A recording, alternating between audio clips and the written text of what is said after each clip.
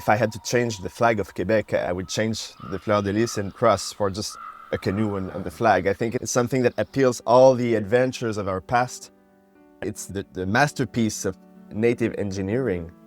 You want to live in North America and you want to travel here, you use that. There's no straight line in nature.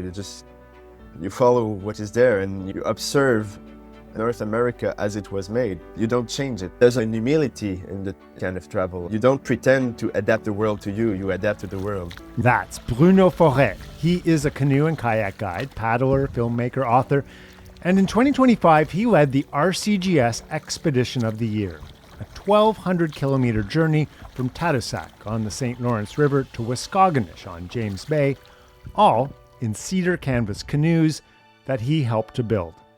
I'm really thrilled to have Bruno Forest as our guest on Explore, a Canadian Geographic podcast.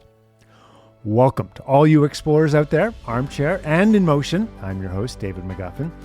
It's June, so time to jump back in our canoes and push off from shore for our annual Explore Canoe series. And this is such a great journey to kick it off with. It involves an incredibly difficult route, half of it going upstream through beautiful Quebec wilderness in classic hand-built cedar canvas canoes, recreating a route that stretches through the European fur trade back to Indigenous trade routes that are millennia old. Bruno has a phenomenal story to tell, so let's get to it. Bruno Forest, welcome, bienvenue to the Explore podcast. Thank you very much. I'm glad to be here. It's great to have you here, and what an amazing trip you went on. It just sounds incredible from so many levels. Before we get to that, I'm always curious about where the explorers on this podcast get their spark of adventure from. So I'm wondering if you can tell me what Bruno was like as a kid and what your family situation was growing up. Were you camping a lot? What was going on? I now live in Tadoussac, which was the point of departure of the expedition, but I grew up in Montreal, so in a big city. I was in a kind of downtown neighborhood with my parents, and I had the instinct of adventure, I think. And my passion for adventure grew exactly at the same time as my passion for history. So I think it was the kind of thing that I did last summer was always part of a mixed passion for adventure and history. So while walking in the streets of Montreal when I was young, I always imagined what it would look like before there was houses in the street and when forest was still here. And I used to, when I was a teenager, the spot where me and my friends were going is on the Mont Royal, the mountain, and we would go and make campfires. That was not quite legal, but that was the kind of thing that we would do on the Mont Royal. And I was a Boy Scout too, and that was very important. It was a very important part of my childhood and teenage period. So that's a place where we had a lot of opportunities to go in the woods and to learn raids and adventure. And so that's quite what made me. I can't deny the Boy Scout part in my mind now. Were you paddling with the Boy Scouts, or where did that come in? Not that much. We were more walking in the woods and how do we say it? Hiking, yeah. Yeah, we are hiking. Yeah. But the canoe part this is precisely where history came by. It's like I read about the coureurs des bois and the history of the pioneers and the native and everything. And the canoes was, before it even came to me as a sport, it came to me as a symbol. I had an old aluminum canoe in the cottage of my grandmother, and I used to go on adventures on that canoe without knowing exactly how to do it. And it was all the world beyond the canoe that pushed me to learn it, because I say it often, but now if I had to change the flag of Quebec, I would change the fleur-de-lis and cross for just a canoe and the flag. I think it's something that appeals all the adventures of our past, and that's how first it was a kind of an idea, a symbol, and then I went and I did some trips and I learned and I went on the trainings, and finally it became something real, but it started as a kind of a dream and a symbol. I'm 100% behind canoe on a flag anywhere. I think that's a genius. Yeah. I think we should it's a symbol. It's something like, it says everything. Yeah, let's start that petition now. I think we should get that. Yeah. Eventually, you get into canoe guiding and that kind of thing, right? Is that? Yeah, exactly. I studied many things. I studied theater in university and then history a little bit. Started a master in history. And while I was doing this, I went on many training with the Fédération du canoë et du kayak du Québec, the levels for guiding and all what was needed to have jobs in the outdoors things. And then I guided in a summer camp in canoe. And finally, my destiny brought me to Tadoussac. Yeah. Where the thing is sea kayaking. So I was a lot into canoeing in the symbols, but in the place where I was, it was mostly sea kayaking. So I work as a guide there. And it's quite a very good place to guide in kayak. There's a whales, there's many different difficulties that you have to deal with. Yeah. So it's a beautiful field for having fun.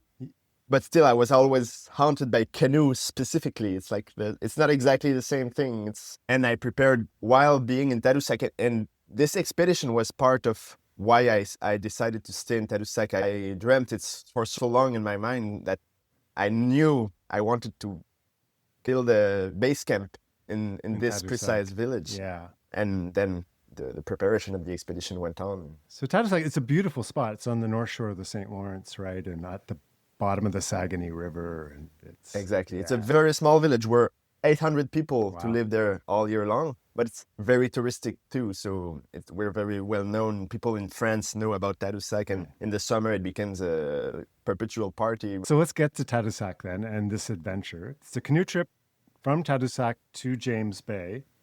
So that's a lot of paddling. Is that 1,200 kilometers? Anyway, it's a long way. Exactly. Yeah. So tell us, first of all, but it's not enough for you that this is a long, difficult paddle. You want to do this in cedar canvas canoes, and you want to build them yourself. So tell me that part of the story, because I think that is so fascinating. I think it's a trip that you do once. It's a once in a lifetime, because it's not even just the fact of paddling this big difficulty. This thing, I could do it again if I had a chance, but it's the preparation and all what you have to mobilize in your life. Yeah. To do this thing, you don't do it 5 times. It's once in a lifetime. So it was important for me that it was not just a personal sport trip. At the very beginning of that project, there was this idea of going on old path and to bring back a memory of, I would say, le temps des canots, time of canoes. And so I felt like I had many opportunities to think about it. And for sure, there's always the famous, legendary birch bark canoe, which is the king in the universe of canoe. But it's also something that is, and it's sad to say it, but it's totally gone now. It's to bring it back now. It's kind of it's historical reenactment. But I felt like the cedar and canvas canoe it's the little brother of the birch bark canoe. It's still the same gestures, the same architecture, but it's something that it's still living in memory. Like in the native communities, the old people, they remember those canoes, and the artisans that used to make it, they're still alive now in Lake Saint-Jean. So there's something of, it's the trace of the birch bark canoe, but it's still living, and there's a dialogue to have, not just with written text of history, but with the active patrimonial things of canoe now. So that's why it's imposed itself for this trip. We were walking on the path of history, but by going with living memories. So this canoe became a symbol. And first I had plans. People in Tadoussac know it. I found some plans to build a form, to build a canoe myself, but I had absolutely no knowledge about it. So it would have been a kind of a hard risk to build canoes with no experience and to bring them on such a trip. And then one day I found that there was a canoe that was for sale in Saint-Félicien in Lake Saint-Jean, and I just went, and it was a Tremblay canoe. Right. I didn't know at all about this company. But famous company back in the day though, right? Yeah. Exactly. Yeah. And then I found the canoe. I started to talk with the lady who was selling it, and there was so much emotions in that canoe. She was like, oh yeah, it was the canoe of my father, and he knew the artisans, and we used to go see them work when we were young. And then there was a phone number on the canoe, and I said, oh, I would try to call. Sometimes people don't change the number. And then I found Rodrigue Pelcha, who was one of the 5 last living artisans of that Tremblay canoe company. And he still had the forms of the manufacturer in his home. And so I made some investigations about the company first, and I told the history of the company. I wrote a book about it. You wrote a book? I wrote a book about the Tremblay canoes, and I published it. And it was a very interested perspective, because I knew I wanted to convince those artisans to build canoes for my expedition. But who was I? I was a young boy arriving and dreaming of canoes. But you interviewed all of them for the book, obviously. Exactly, and I registered them. You recorded them, yeah. Recorded them, exactly. And then with this as a base, and then with research from many different sources, I was able to establish the history of that company that began in 1914. And for all the 20th century, the Tremblay canoes, and especially the Chibougamau model, was the last canoes of that fur trade route of Lake Saint-Jean. They were sold to the Hudson's Bay Company. It was their principal buyer was Hudson's Bay Company. And in the native communities, they used it a lot. And the prospectors all the history of the prospectors of Chibougamau, they used those canoes too. So it was a direct link with the history that I was seeking for. Amazing. So did you convince these guys to help you, like, in the end? Or? Yeah, exactly. And Rodrigue Pecha, especially, he accepted to clean his workshop, and he was 99 years old, and he was the younger of all the artisans, the youngest. He's the young guy, yeah. Yeah. And the other one, they were too old, but they came to help and to give advice, and it was beautiful to see those old men gathering around this old memory. And we built 5 canoes. Wow. For one summer, I was living in Saint-Félicien, camping and working with those artisans and learning with them. And then we had the canoes, and the adventure was ready to start. Ah, amazing. That's a great start. So you now have to get a crew of people with you. Who have you recruited for this, and how are you convincing them? Exactly. First, there was a friend of mine who guided with him for one summer in a summer camp, and we were good friends. So he was implied in the project since the very beginning, Victor Bérubé-Giroir. And then for the rest of the team, it was important to me, since this project was about a collective memory and it was destined to be shared. I didn't want it to be just me and my friends making a trip. So we launched a call for applications. Is that how we say? Yep. On Facebook. And we were seeking for very specific roles. We wanted somebody who would film the expeditions. We wanted to have somebody, a specialist for the foods. Everybody had a role. Yeah. And the goal was to have specialists of different things that would gather together, and to have diversity of people, old people, young people, boys and girls. And there was something about not being too specific on a certain kind of people. Yeah. And finally, we had 150 applications, people who wanted to, and we made interviews, and we selected 8 of them, plus there was other people from other sources of the project. But yeah. So 10 of you set off from Tadoussac then, right? Is that right? Exactly. 10, and we were supposed to be 8 to do all the trip. Yeah. But finally, we were 9 because one more jumped in. Yeah. And finally, during the adventure, there was 1 wounded and 2 people who stopped. So we were 6 people to achieve the trip in Waskaganish. Wow. Okay. So you're starting off, and I have a good chunk of this is upstream, and the Saguenay River, I'm thinking, has a lot of water going downstream, doesn't it? Is that? Yeah. How hard was that? The Saguenay River especially was very different from all the other parts of the expedition, since it's maritime conditions. The water is salty, very cold, and it's a very large water place. So people usually now they use sea kayak more than canoe on this.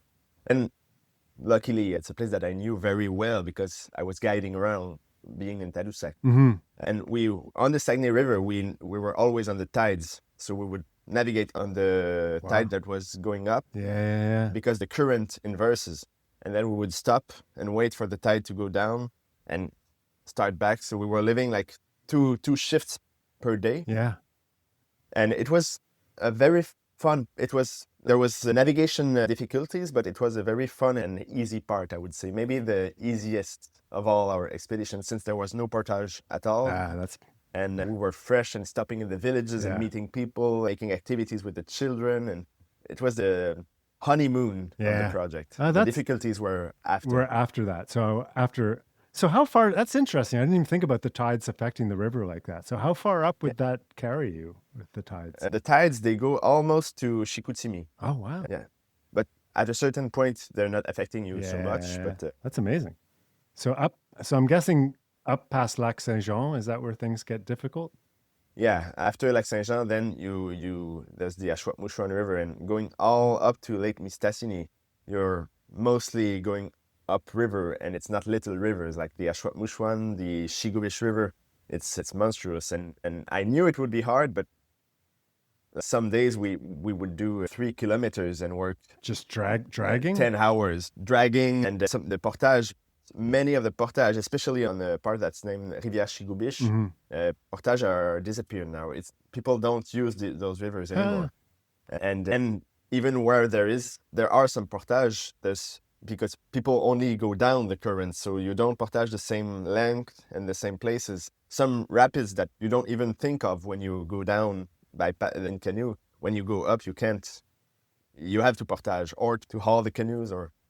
So there was many things sometimes we had to open old portage that were disappeared. And I had the maps of O'Sullivan, of Obalski, so all maps of the prospectors of the end of the 19th century, and they indicate the portage with their names. No so sometimes way. we would say, okay, here we know there's supposed to be a portage, and it's on that shore, but now we see nothing but forest. Yeah, so we would go with axes and saws, and we would make a new portage. Wow. And many times we would, while working in the woods for hard days, suddenly you lift your eyes and you traces on a tree. Somebody gave axes in the trail markings, but it's very old. It's maybe back to the 50s, the last time there was portage. Sometimes on the little, how do you say, little rivers on the path, streams. There would be some bridges made of trees that were felled and worked with axes, but all covered with forest. So there was still traces. And that's what is fascinating of that trip, is that we were not just living a memory from the time of New France. Some people not so far from us still use those ways in the way we were using them. Amazing. So can I ask you, just cedar canvas, obviously are beautiful canoes, and there's nothing more wonderful to paddle in than those. But I've had Adam Schultz on this podcast before, and one of his things is he did a PhD on Canadian explorers. So he said he's read all these explorers journals, and like half of them, he says, are just about fixing canoes, basically. And those would have been probably more birch bark, but it was just, so how much time and how are you keeping these things afloat? And I'm guessing dragging up rapids and stuff, it's like really banging these things up, yeah? Yeah, we still have the canoes now, and they're in very bad condition. But going upriver was not so bad for them. It's going down that you have more rapids and running rapids. You go fast, and then little rock, anything, you always break the canoes. It's much more bad when you go down than when you go up.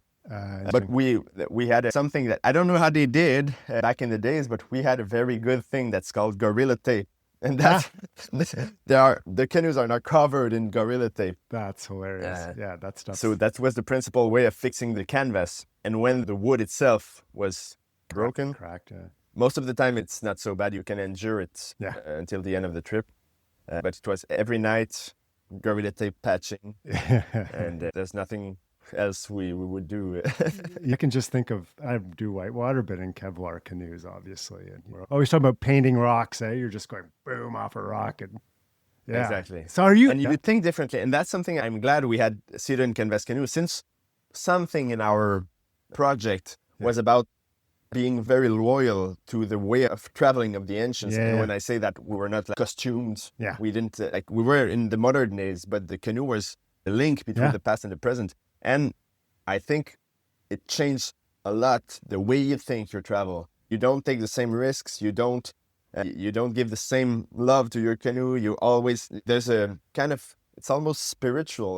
When you arrive to the shore, you go down before, you put your feet in the water. If your feet are not soaked, that you don't respect your canoe. There's all this philosophy of working with the canoe, just like if it was a horse or a living thing. Yeah. So I liked it, this particular link that we had with the canoe. That was a lot of pain and complication for modern people, but yeah, especially for you who built them too. I imagine that must have been. yeah, Those first few rocks must have been like, oh. the first one you're like, oh no, and after a while you're just like, okay, we have gorilla tape, no problem. Gorilla tape. And I guess it's also respecting the canoe, but respecting the river. You probably plot out your routes a little more carefully. Yeah. And adapting. It's what I love of canoe, and for that there's cedar and canvas canoe, but all canoe expedition is that you travel following the path that was invented by nature. You don't trace your route on a straight line. You just respect the natural lines of territory. I think that's a major lesson of the canoe world, and that's how the road system of North America was built by who knows who, but and by going back, now it's a game, we don't really need to do it, but by going back in this philosophy, there's so many things that we could take out of this experience and put in a kind of a spiritual system or a philosophical system. I don't know how to do it. For sure, yeah. Yeah, no, amazing. So you also, I think amongst your initial 8 or 10 people, there was 2 people from the Innu Nation, is that right? That were with you? In fact, there was a project with people from the community, the Innu community of Master Yacht in Lake Saint Jean, and they made consultations with the people from the community to know what was their favorite way of participating in the expedition. And at first, their preference of those who were canoe trippers in the community, they said it would be easier for us because some have children, some have jobs and everything, if it was by sections. So for example, we have 2 people that go with you for the first week, and then we change, and with the intention of covering all the distance with this system. That was the intention. And in this intention, there was Francis and his father Stacy, who started with us, and they were supposed to do just the Saguenay River from Tadoussac to Chicoutimi. And for the other sections, it was some kind of complicated, and there was some cancellations and everything. But for that first section, there was Francis and his father, and it was a very beautiful experience to have them, father and son, and they're very implied in the cultural things of the community and everything. And then we made that first week, and it was a love story. They were fitting so well with the team and everything. Amazing. And then at the end of that first week, Stacy, the father, he had responsibilities. He said, as planned, I will leave. But then Francis, who was only 21 years old, he was the younger of the team. And he said, you know what, I would like to do this trip to Waskaganish. Cool. And so he stayed with us for all the expedition. And it was quite a journey during all the expedition, since people around him were so proud of him. In so many places, we had the family of Francis with the flag of Master Yacht who were there. Sometimes we arrived in the wood, we didn't know where we were, and then we heard, where? And there was the family that was there. They knew the ways, I don't know. And he learned a lot about his own family, his ancestors. One of his great-great-grandfather, I think, or great-grandfather, had made all these routes exactly the same from the North Shore to Waskaganish. So there's many things that he shared with us in this kind of pilgrimage that he made on the paths of his ancestors. Yeah. And it's worth pointing out, these were trade routes that even predate the European fur trade, right? The trade routes across North America were extensive, and there's evidence of stuff being traded up and down all through America into Canada, what is now Canada. And we speak a lot about the mondialization. Do we say that in English? Yeah, globalization. Mondialization now, it's a phenomenon that always existed. The rocks that they would carry out of the place, Mistassini, it was rocks to make knives and arrow points. And they found those rocks all around North America. And now we used to say it's a fur trade route because it's the kind of the Europeans. They said, oh, that's where the fur come from. But it was the rock trade route. It was the shells trade route, the corn trade route. Everything was traveling on those routes. And in the first text that we have, the first explorer to write about the fur trading in Tadoussac especially is Samuel de Champlain in 1603. I've heard of him. Yeah. And first thing he says, I spoke with the natives there, and they told me there's a route that they take. And he describes it. He didn't went by himself, but just by what he learned, he said, there's portages there, and then they arrive to a lake, and then there's other lake. And at the end, at the height of land, they meet another nation, and this other nation pretends to see a sea that is salted. Ah, And Champlain deduced it's probably the Hudson's Bay. amazing. So people, it was common knowledge for the native people way before French were there. And then through all history, The fur trade got became going, an important act. Amazing. So what point do you get to go downstream? What point is that? I guess get me to that point too. How hard is it getting up to where the watershed shifts to the Hudson's Bay? From Lake Saint-Jean, which was from Tadoussac to Lake Saint-Jean, we were meeting a lot of people. It was planned that we would have some meeting with the communities. We would share our adventure. We participated in many festivities. And then from Saint-Félicien, Lake Saint-Jean, then we started to go up the Ashuapmushuan River. And it was hard. At one point on the Ashuapmushuan, I had to speak with Victor, who was in charge of food, and we had to say, okay, we are going way slower than we thought. So the next time we will have food is getting far and far in time. Yeah. So we have to rationate the food. We can't eat the same way we thought we would eat. Yeah. So that's what's very hard for the planning. Wow. Did you have food, like prepositioned food drops or something, or how did that work? Yes. Yeah. It was mostly, we didn't have to drop it by plane or anything. We had always places where the road would cross, or villages or cottages or anything. Yeah.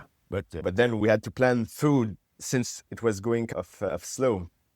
And it was just nature imposing itself. It was like the team was very good, but there's something you can do. It's just, and then we went up. We were retracing the route, and it was very very hard job. And portage, and like people and I'm that kind of people who say, "Oh, I see it in canvas canoe. It's beautiful. It's silent. Yeah. It's really light." There's many qualities, but it's not light. It's very heavy, especially when it's How soaked much? wet. How much does it weigh? Our canoes were, I would say, between 85 and 100 pounds. That's heavy. Around. Yeah. And so it was something. And then all this road was very hard. And then we arrived, there was a lake that's named, first there was a portage that is named Narrow Ridge on the old maps. It's in English, it's the prospectors who named it. And we knew it, and I had some informations that at the entrance of this portage, it's a place where the elders would plant their poles. So back in the days, you would see at the entrance of that portage a true forest of poles. And it was almost a ritual that say, okay, here you don't have to pole anymore because you leave it behind. Yeah. So we did it. We planted our poles there. Ha. And then at one point we arrived at a lake that is named Lac La Hauteur, which means height lake. Mm-hmm. So this is officially the height of land. After that, theoretically you go down. But in fact, it's a plateau. Mm-hmm. How would you say in English? Plateau is fine. Yeah. A plateau. Yeah. So from that point, you have around one or 2 weeks of going. You don't go you don't go up, but you don't go down. Sometimes you go up a little bit, then you go down a little bit, and so you're going lake to lake along this chain? Exactly, and you portage a lot.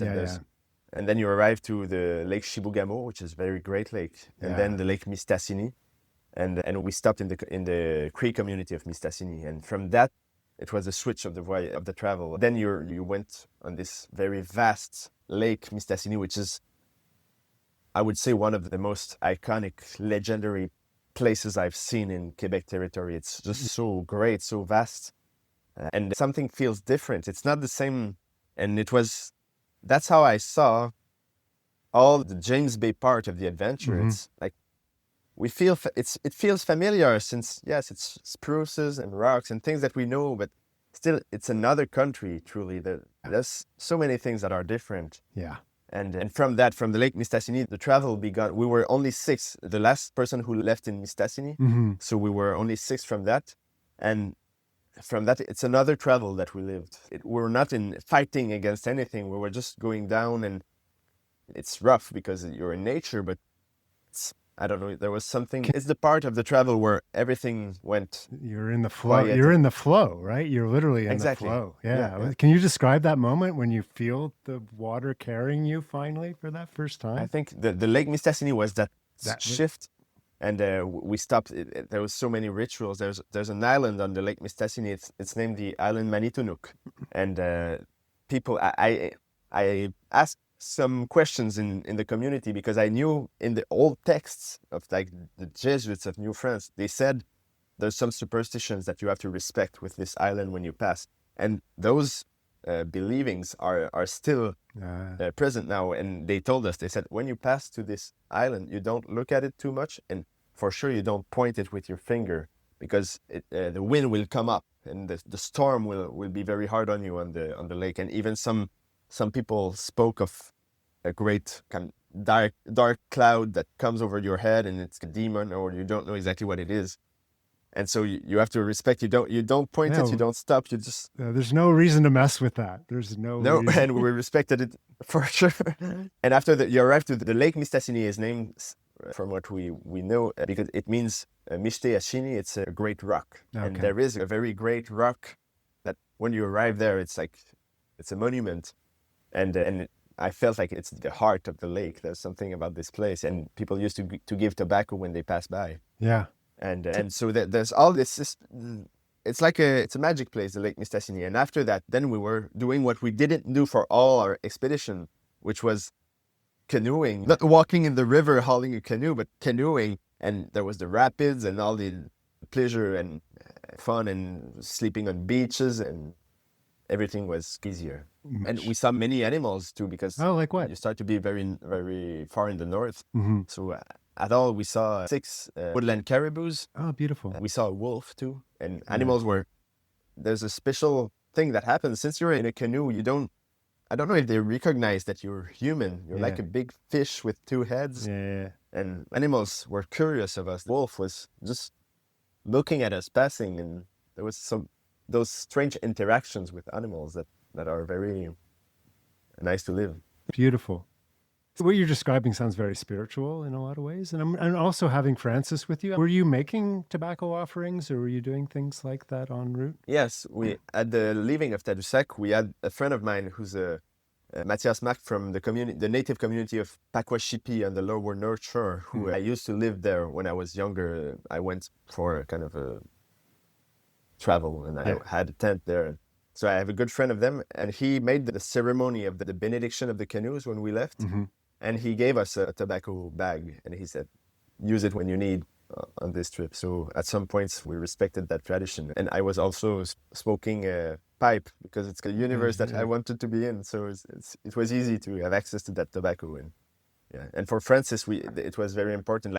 I think he felt himself that he was doing something very important and symbolic. And so his family gave him this beautiful medallion when he passed by his community. It's like a beautiful medallion of pearls with symbols of canoes on it, and he never took it off. He was always keeping it.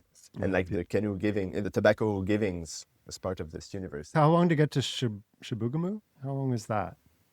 I would say it was mostly 2 months going upstreams and 1 month going downstream. Yeah. But the distance was quite equal. And you lost 3 people en route, not lost, but they had to leave. So it was, and you mentioned an injured back, maybe. So what happened around that? Gino, he was the elder of the brigade. He was 31 years old, I think, in the trip, and he was strong and very willing and everything. But at one point, he just woke up with his back was not responding anymore. So we had to we tried, and then it was not possible anymore. So he had to leave. We were near, how do you say, pourvoirie, like a near inhabited place, so it was quite easy to coordinate. Yeah. And after that, there was just 2 people who had it harder, and at one point they decided that they would prefer not to continue. Because it was very hard. Yeah. The part of the going up was very hard. People are not used to go in such a pain by free will. When you have vacation and you plan a canoe expedition, usually you think of something more quiet and fun. You're talking about wildlife. How are the bugs is always a question I like to ask. We had a very cold and rainy summer. Oh. So we were very rare were the moments where we would just be go crazy. In t-shirt and having sun. So we were always cold, always soaked wet. Sometimes it would rain just one time in the day just to put you wet a little bit. And so the chance with that is that it was not so bad with the mosquitoes. And the bad moment of June, we were a little bit more in the civilization. Yeah. So like we were not in James Bay area in the middle of season, June, which would have been really terrible. But Yeah. finally, I think sometimes it was annoying, but I lived many experiences of tree planting and expedition and everything, and the summer that we had was really not the baddest thing that I lived. Yeah. Nice. And you must have had an epic dump at some point running rapids. What was the most epic? I would say that we took the Natastan-Lamarthe River to go to the Rupert, and there, I would say almost all the rapids were fun and epic. I'm glad of that in the adventure, but maybe for the movie that we're doing or for the memory, it would be cool to have something very bad that happened. We lost a canoe or something, but I almost hoped that we would break a canoe in two parts and that we would have to manage something. It would have been a great adventure, but not. It was normal canoe camping expedition from that point. You planned too well, Bruno. You planned too well. Yeah, that's the problem. In the last rapid of the Rupert River, I was the first to pass with my colleague. And it was like we were arriving to Waskaganish, and there was a very big rapid, and this we didn't know, but there's like a part going. There's an island, and the rapids is separated in two, and you're supposed to pass right, and we pass left, and we almost we dropped a little fall with the canoe, and then the canoe cracked, and things were but we didn't flip, but we just were full of water, and the canoe cracked very badly, and the luggage were gone, and I had to make a sign to the others not to pass. And I think maybe it's always like that when you're so close from the goal, you lose a little bit of vigilance, and that could have been the moment. You break your canoe, it's 2 hours before the destination, and you break your canoe, but we were lucky in that. Amazing. And Waskaganish is your endpoint, which is right on James Bay. And I was there a few years ago myself. It's a beautiful Cree community. And historically, it's where the first Hudson's Bay trading post was anywhere, right? Yeah. And it's very active from what we knew. Evidently, people talked. There was a theme in our meetings, so maybe it went up. But it's a memory that is still very active. People had grandfathers, grandmothers were implied in that story, and they commemorate it a lot, and it's a founding history for them, so it was nice to see. Incredible. So what was it like arriving there? What was that moment like? We were there were people waiting for us. There were some of our people that came to meet us, and our team that would bring us back, and Cree people who were waiting for us. They had this tradition of they always host the canoe brigades with bannock and tea. So when we arrived, there was bannock and tea, and then there was a feast. We were invited to a feast, and the chief was there to host us.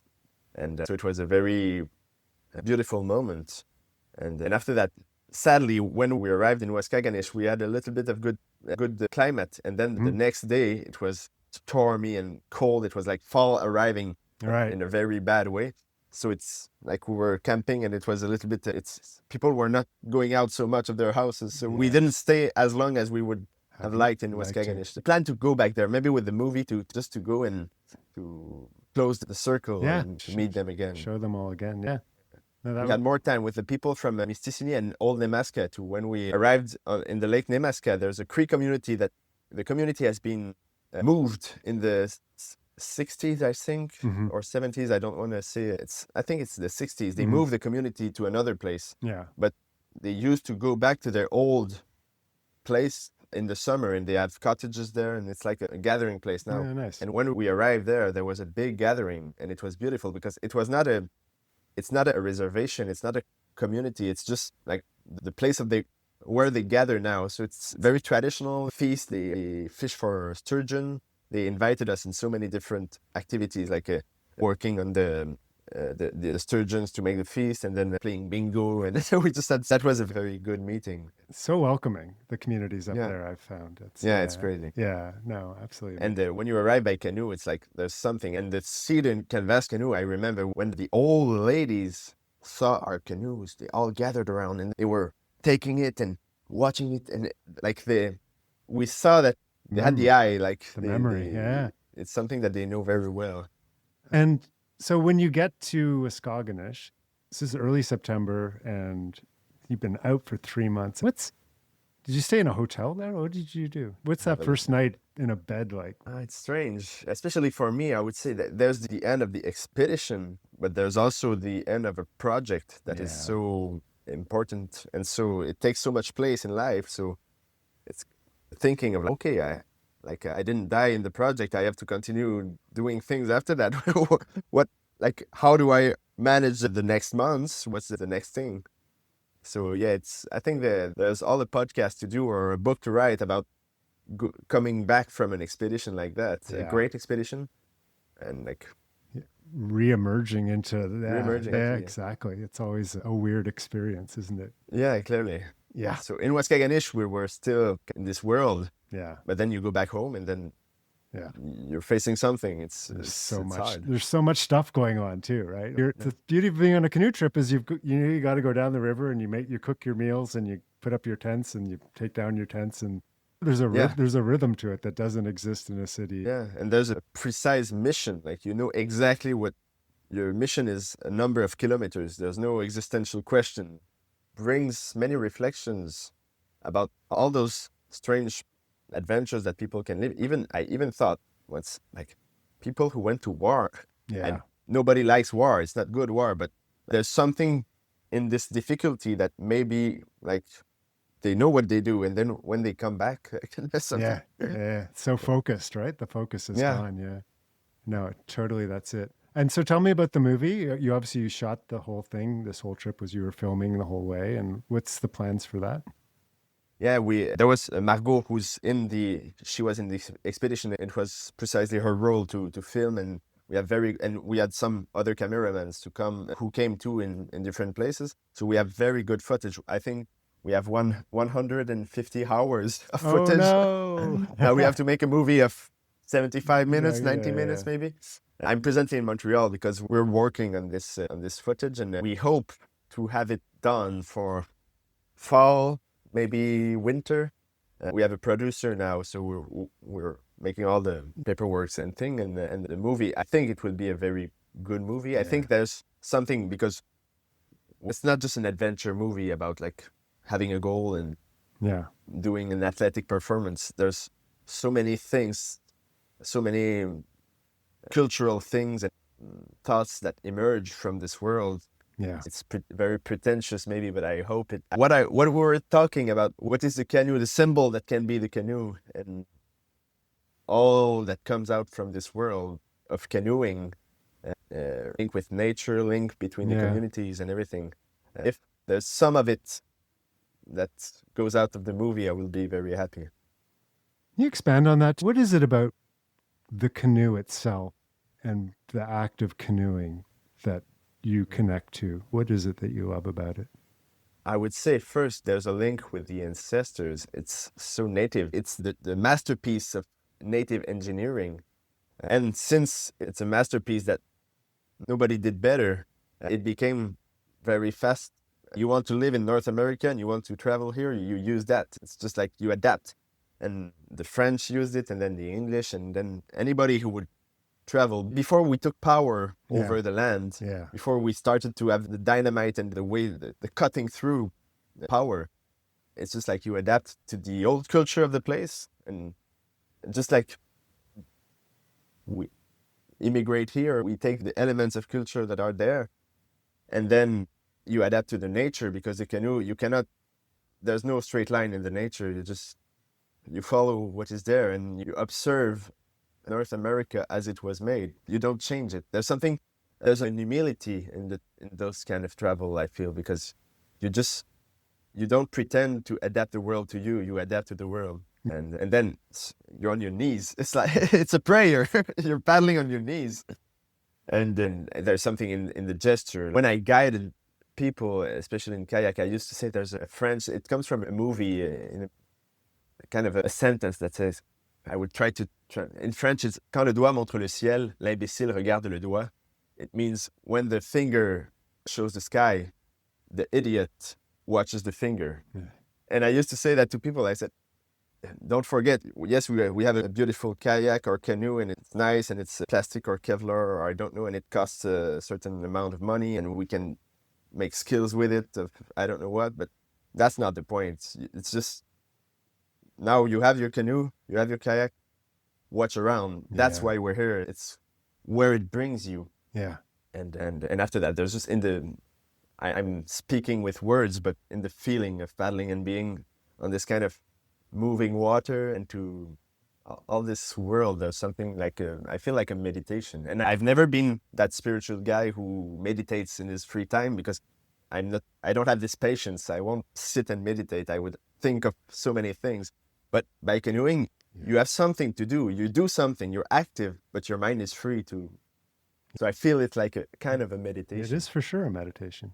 I also think about you talking about the wolves just being curious about you. And there's an element, I think, that you're moving at the speed of the water, right? You're not a motorboat whipping by or anything. You're moving with the land, with the water. There's that element. There's the rhythm. It's almost like a drum. Like, it's a beautiful thing.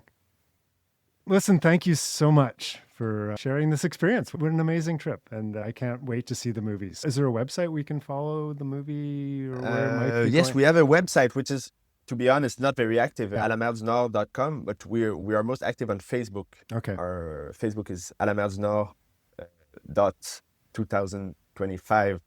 Alamerdsnord 2025. That's a Facebook. And we will start soon to be more active again, because we had a break after the expedition, and then we'll go back with the movie and all the new things that we want to show.